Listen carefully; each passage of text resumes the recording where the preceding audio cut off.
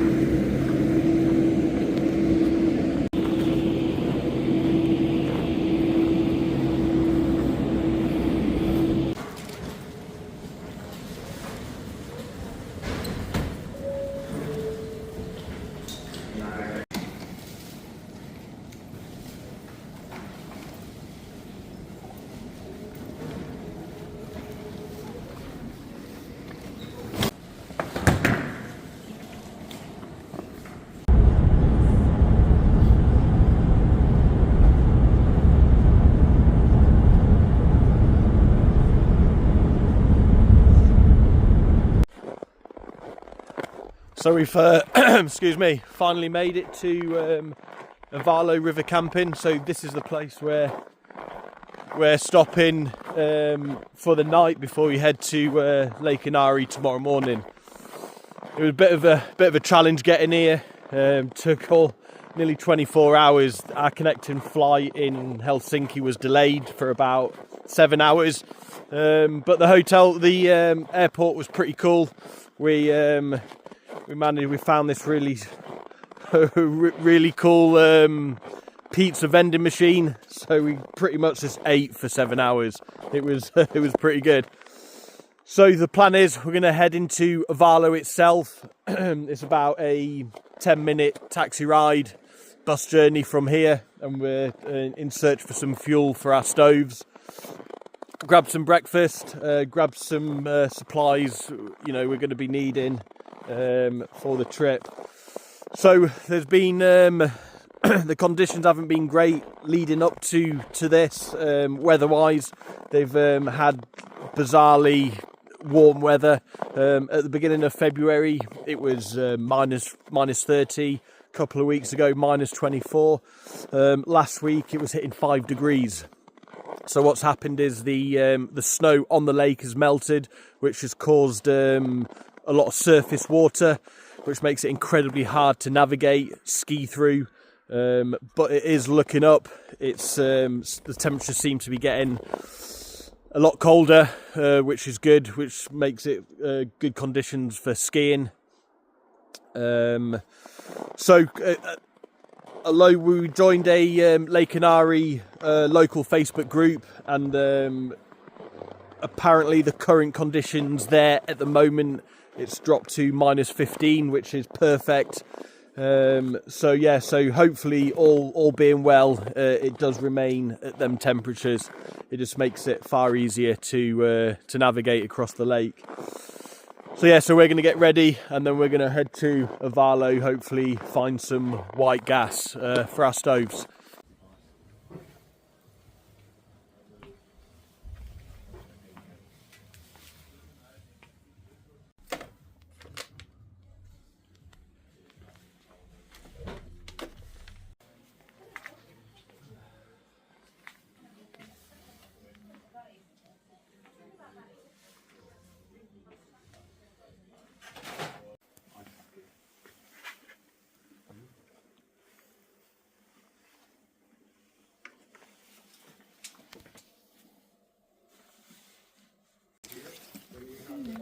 Okay. So we've just come into Ivalo, picking up some supplies. We've managed to locate some white gas at an outdoor shop, some Primus white gas. So we've picked up 5 litres, so that should be enough for the trip. So we're just looking for somewhere to have breakfast. It's pretty isolated, it being a weekend. There tends to be not many places open. But yeah, so we've picked up the most important thing, the fuel. So it's just a case of grabbing some food, going to the local supermarket, see if we can pick up some jerky for the trip, and then back to Ivalo River Camp for a day of organising the pulks.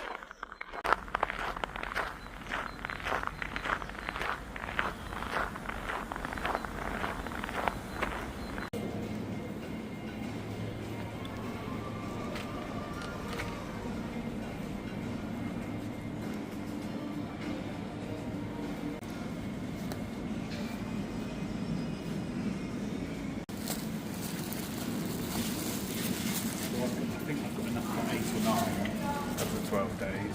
What, with that low? Yeah, and then maybe I'll just have.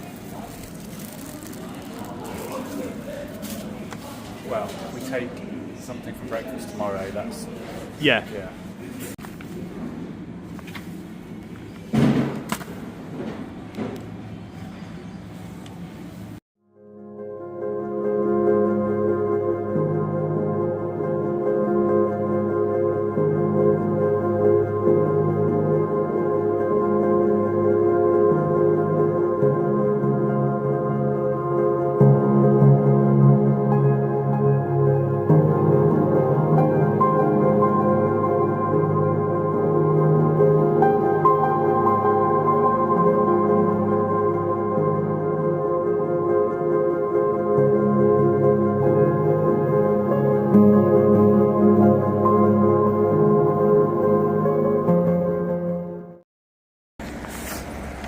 Okay, so we've got all the supplies. We're just walking back from Ivalo now. We've got the fuel, food, and I think we've got about, what is it, three kilometres back to the accommodation? Something like that, yeah. Yeah. I think it might be a bit too much for us, but we'll see. Yeah, okay.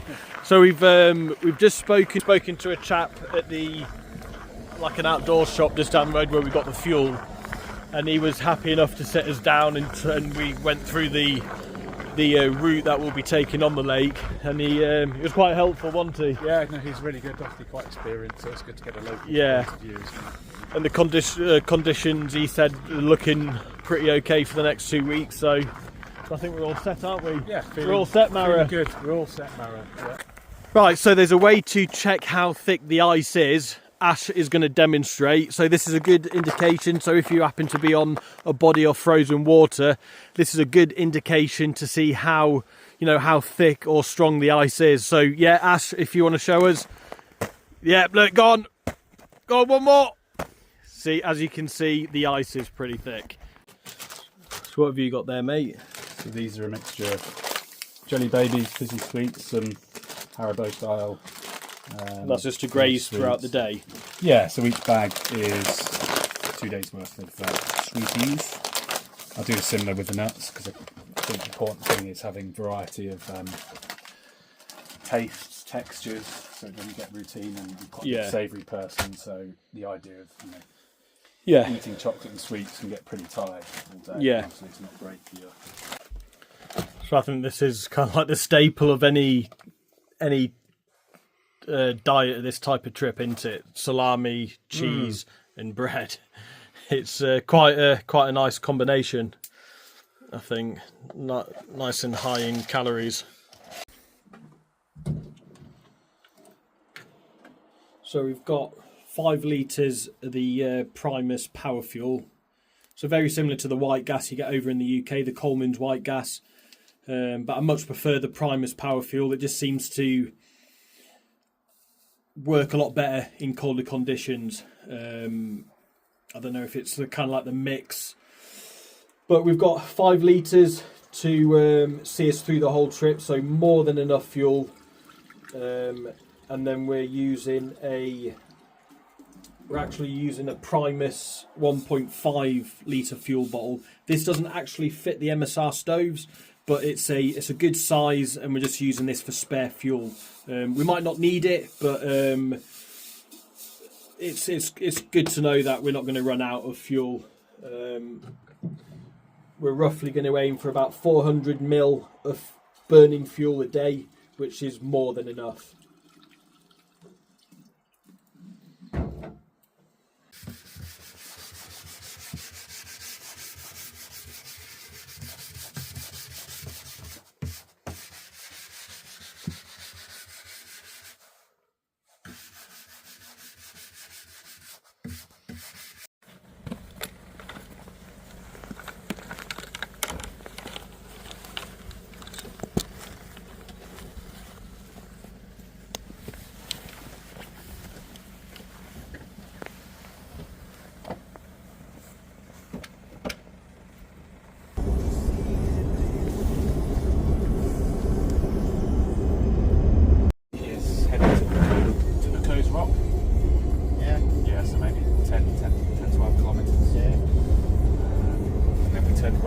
Follow the snow machine trail the whole way.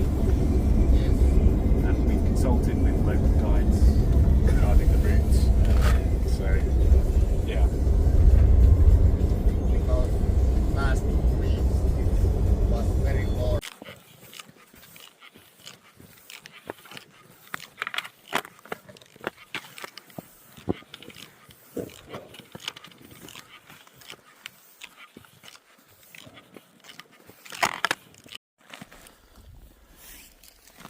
So we're probably about 4 kilometres in.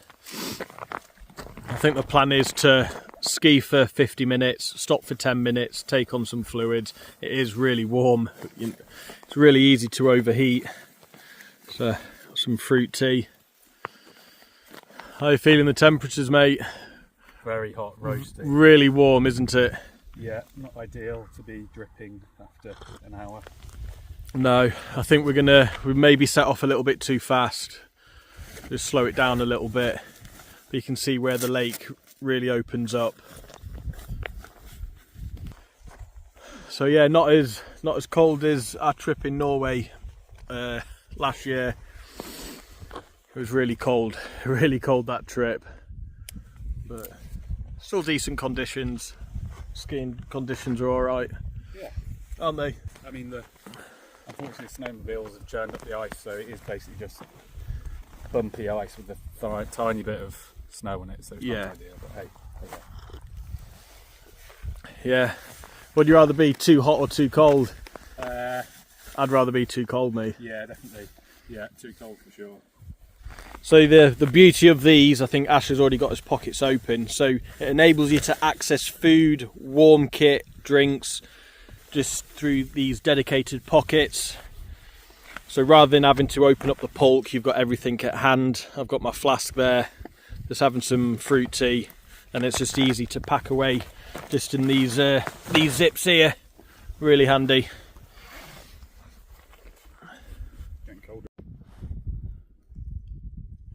I wonder at the moment whether we can see this potentially set of islands, and then it's beyond up there. Just behind. Yeah. actually, if you look at it through, I think that's...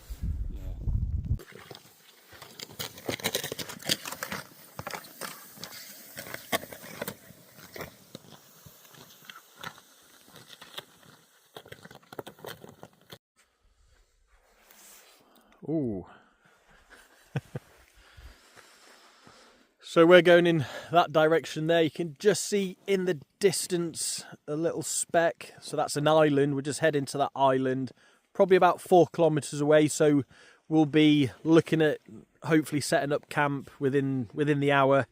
We're hiking, skiing, sorry, at a pretty good pace. And then we've come from that direction there. So yeah, we just stopped off for some lunch. It is pretty hot going, so it's quite nice to stop and get some fluids. Isn't it, Mara? Yeah, it's quite difficult in my leg. You know, In your what? lederhosen. Do a little... Woo! Oh! On a more serious note, the island that Dan was pointing out in the distance, if that's the one we think it is, it's called Ukko's Rock, which is an old Sami sacrifice site. So it'll be a nice place to, have a look around and potentially camp nearby. So it being so could it be potentially haunted? I mean, it could be. Yeah, there's a If you believe in that sort of thing. It's a little bit of a morbid campsite potentially. Yeah, it is. Interesting. I wonder if there's any kind of like things stating what it is, you know, like there's a a lot plaque of information or... online, but I don't know about a plaque. Yeah. And I think, as much as these kind of trips are about athletic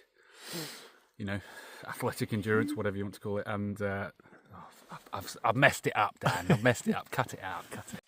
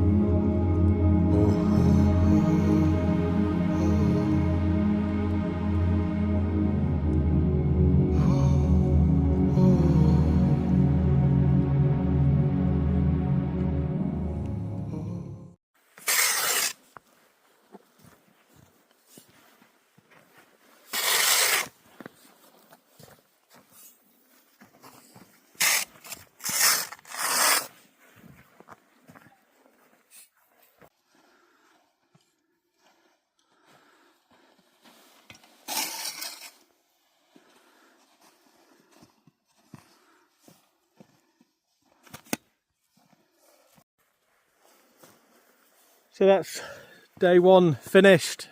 A short day at just under 12 kilometres. I think Ash is in the tent, having a breather. Look at that. Miley Stylus. And then we're both sleeping bags all set up. Quite a good day. And then tomorrow we are heading in that direction, straight forward, and then I think round, but we'll check the map tonight. So we're pitched next to a little island. Well, I say little, it's quite big. A little island, and then we've come from right between them two pieces of land there. We've just come straight up there in a straight line all the way up. This is the kitchen area. As the weather's pretty good, we're going to do our cooking outside. Got a little bit of water left over in the flask, which we'll use to start boiling the water. So inside the tent, so this is the Nortent Gamma 4. So inside, Ash is just sorting some kit out. So we've got our 2 sleep areas. I've got all my food, all the stuff I'll probably need during the night, just on the side there. The all-important pee bottle. So my sleeping bag, Ash's sleeping bag, and plenty of room for 2 people. So altogether, this whole setup comes in at a megaton. And that is the view.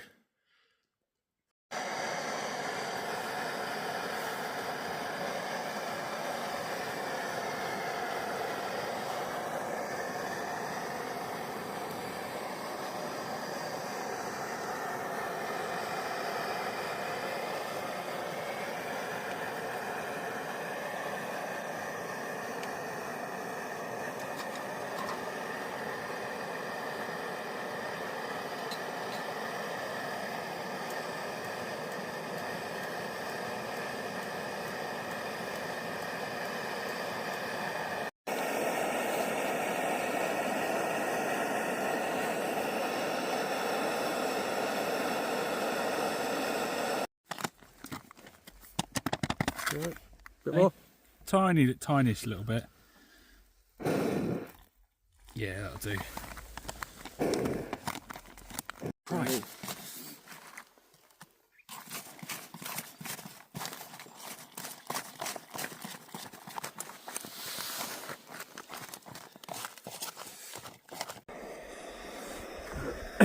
So it's our first morning, day 2. It's about just gone 6 AM. We're just in the process of packing away now. Ash is just taking out the ice pegs.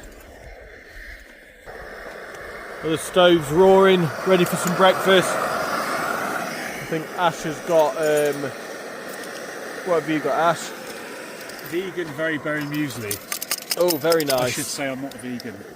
Very nice. So yeah, we just lit the stove. The snow seems to be melting pretty quickly.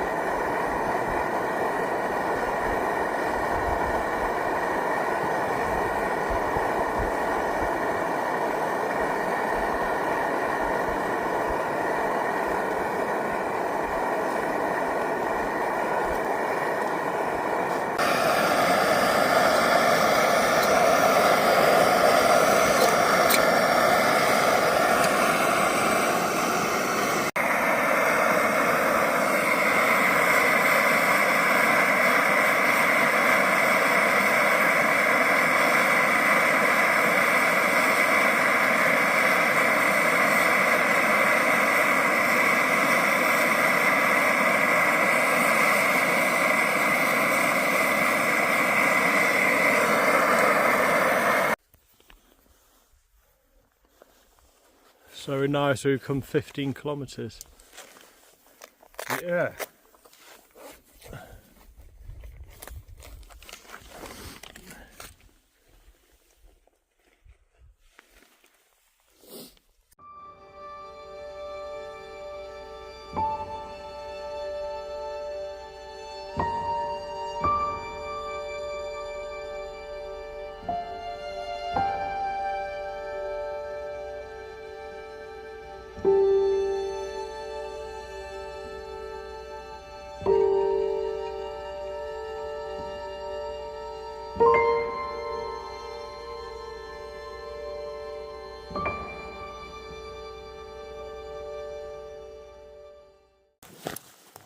I should pull the little handle up, didn't I?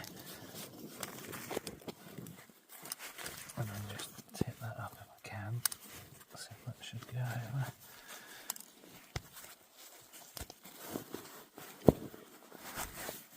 Yeah.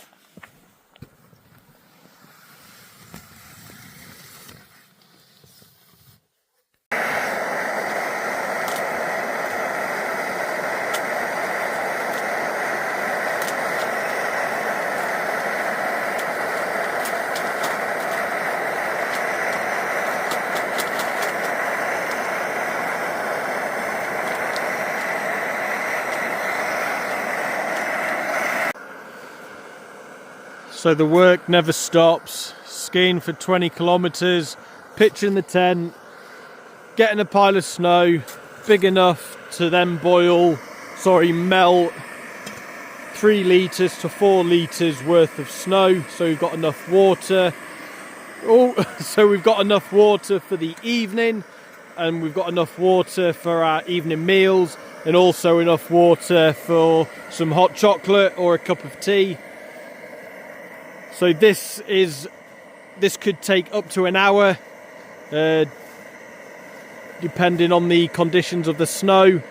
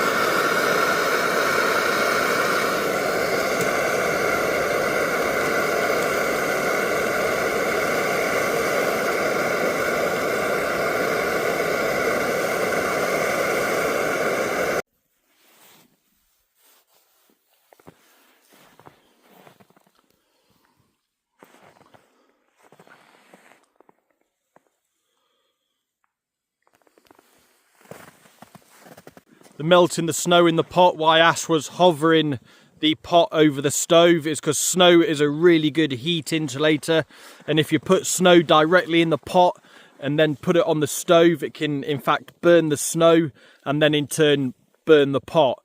So if you haven't got any water like we didn't have any water, so Ash just put a bit of snow in the cook pot, swirled it round just above the stove to get the snow melting into water, and then he placed the pot down, and then we could add more snow.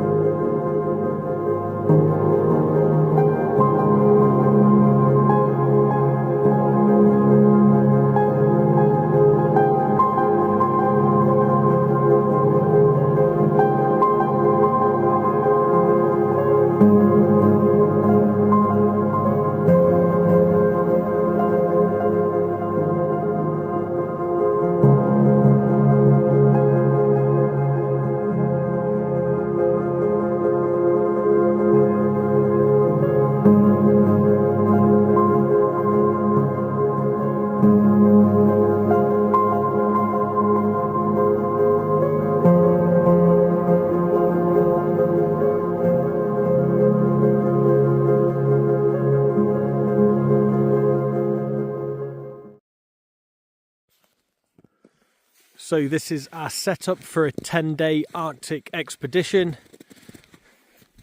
We've gone with a snow sled pulks. We've got one each to carry all of our gear, both using Fisher skis, backcountry skis. The tent is the Nortent Gamma 4.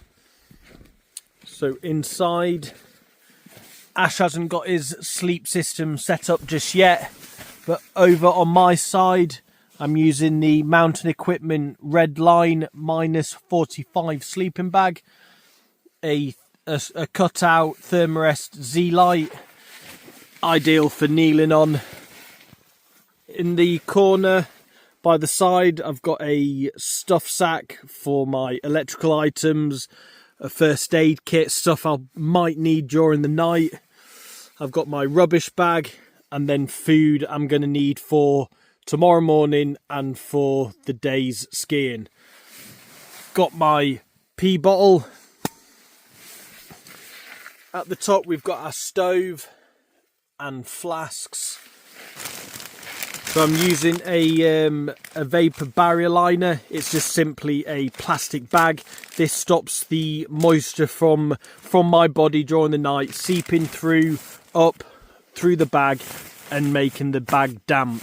So it really does come in handy. The mat I'm using is the Big Agnes Campmeister Deluxe and a Thermarest pillow. So that's pretty much our setup for an Arctic expedition to cross Lake Inari in Finland. Each pulk weighs roughly 45 kilo each, but that will gradually get lighter as the more food we eat towards the end of the expedition.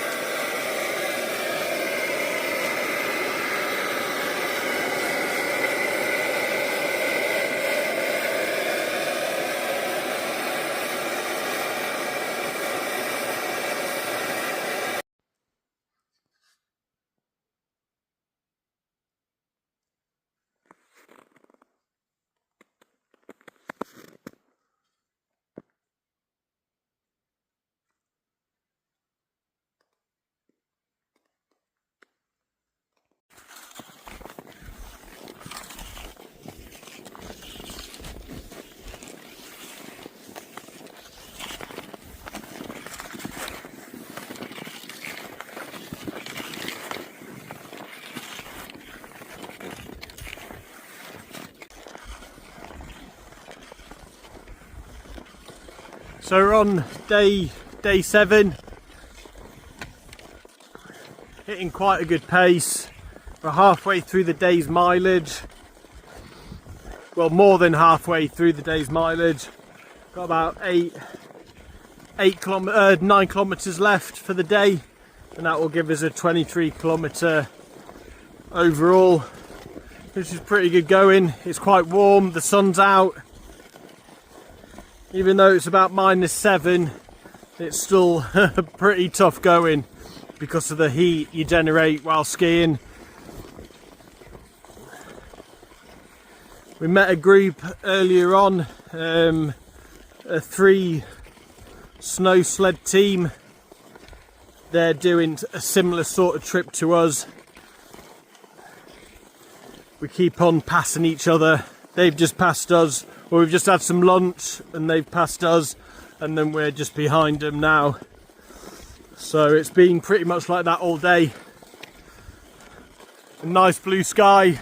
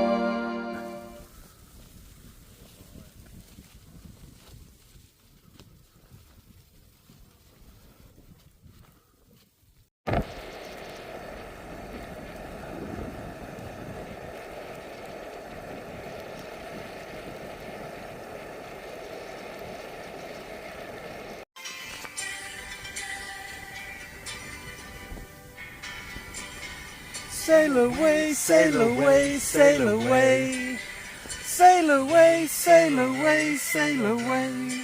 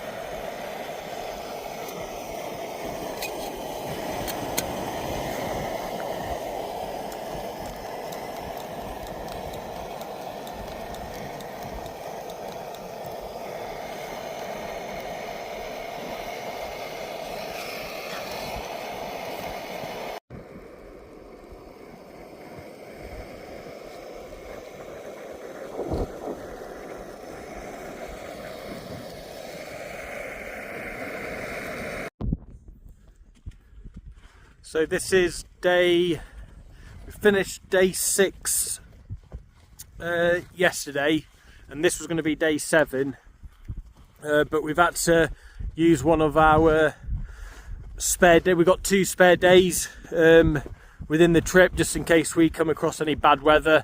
And we woke up on the start of day 7 with a complete and utter whiteout. You couldn't distinguish the sky from the ground. We could have probably still navigated our way onto day 7, but we thought, well, we might as well use one of the spare days, because the forecast is, we checked the Garmin InReach, and the forecast for the rest of the trip is giving it cloudy with a bit of sunshine. So we thought, why not do a bit of admin, spend the day in the tent, wash our bits a little bit, and just have a laugh, really. So I've come out of the tent, it's round about 5 o'clock, maybe just gone 5, and it's totally, well, not totally cleared, but it's, you see the land a little bit now, which before you just couldn't see anything. There's had a big dumping of, that's where we're pitched, had a big dumping of snow. It's been snowing all day. It's forecast to snow through the night, but hopefully it will be clear enough to get up and start day 7. We've got about 80 kilometres left, so not a great deal.